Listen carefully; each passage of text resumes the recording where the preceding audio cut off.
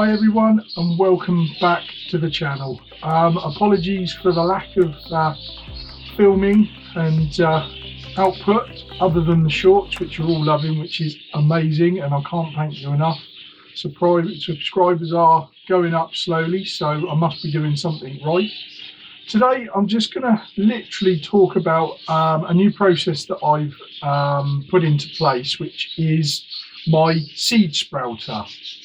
Now, I was doing soak seed, but I noticed that some of the birds would leave some of the ones that hadn't sprouted, which is, you know, not every seed is viable. So what I did was I went onto Amazon and I bought a seed sprouter, soaker, whatever you want to call it. And we're just going to have a quick look at it now. I'm still in the early stages, so if anybody's got any tips once they see this, please, you know, make a comment. It certainly seems to be working. I'm 2 days in now, and the seed that I put in there dry, I didn't soak it before, which I've learned may be a better option to speed things up. But I tend to do everything in cold water out here. I have got a kettle, but I think get that hot water and it kills the seed off anyway. So I think what I'm going to do for now is just stick to doing it this way, putting the seed in sort of dry on the tray and letting the machine do the work. So I'm going to take you off the tripod and we'll have a quick look at the equipment and how I go about it. Okay, so this is the sprouter. Now, the one thing I didn't realise was what I had ordered is actually possibly a Chinese import. So I have sort of had it checked out by a friend of mine who's an electrician. He says it's absolutely fine, just the quality is probably not there. It was my own fault. I probably didn't do enough research. Yeah, it's doing its job. So this first tray you can see here on the table is the dry seed that I've put in. Now that's got mung beans, hemp seed, sunflower hearts. There was a number of small seeds in there, but I've had to sort of sieve those out as much as I can, because unfortunately it goes through the tray here has got little lines in it, obviously let the water and the air flow through. So if anybody's got any top tips for that, maybe a liner that I could put on there or something, I'm not sure, because obviously this water doesn't want to sit and go stagnant, because that's my next biggest worry is, you know, is this going to be safe in the way I'm doing it? So any top tips, please let me know in the comments.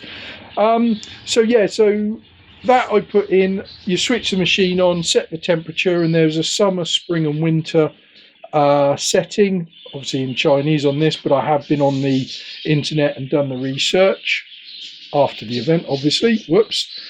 And I've been in there, and it's been in 2 days now, and I'm just going to see if I can get this out one-handed, which is not easy. No, I'm going to have to put you down and come back a minute. 2 secs. Just found an easier way of getting that out. I need to just take the tube out the middle and I can put my finger in the middle. So that's one thing there. But you can see now, just after a couple of days, the mung beans are sprouting. Yeah, I'm quite impressed actually for 2 days in this weather. I know this warms the water up slightly, but it's not, you know, it's not super jacuzzi like. So I'm really quite impressed so far. There are some seeds there that don't look like they're gonna sprout, but the birds ate them when I just did them as soaked seed, so I don't see there being any problem. It was the mung beans that they were leaving some of. So yeah, so this machine is, as you can see, some of the seed that is too small has fallen through, so I'm gonna have to, next time I excuse me, I'll just buy the bigger seeds, I think, and not mix them. But yeah, you put water in there, that goes on there, and then there's so that goes on there. There's a tube that goes in the middle, and then we put the tray over. I suppose I could have, silly me again, I could have done that drop that in and then put the tube in. Not easy one-handed. So yeah, and then this dry one that I've just set up literally a minute ago, I'm going to do it. I'm going to take that tube out. Take that tube out.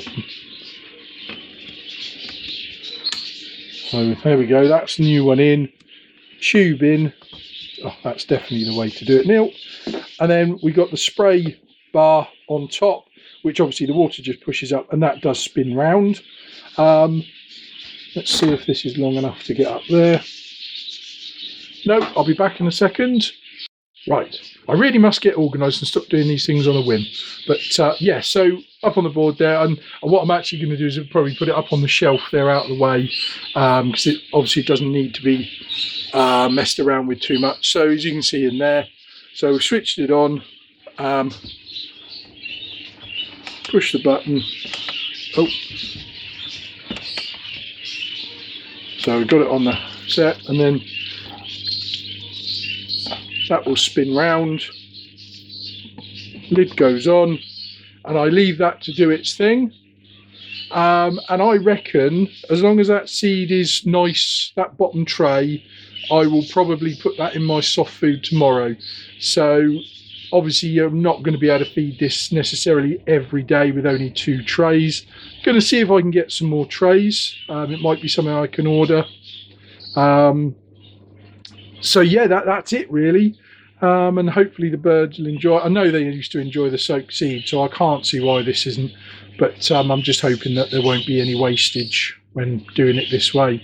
So like I said before, any top tips, please put them in the comments, message me on Facebook, whatever. Great to be back out, and I'm going to be doing plenty more this year. I will do some updates on feeding and how things are going. I've run 27 chicks so far, so I'm really pleased. Quality looks pretty good as well. So thanks for watching, and see you soon.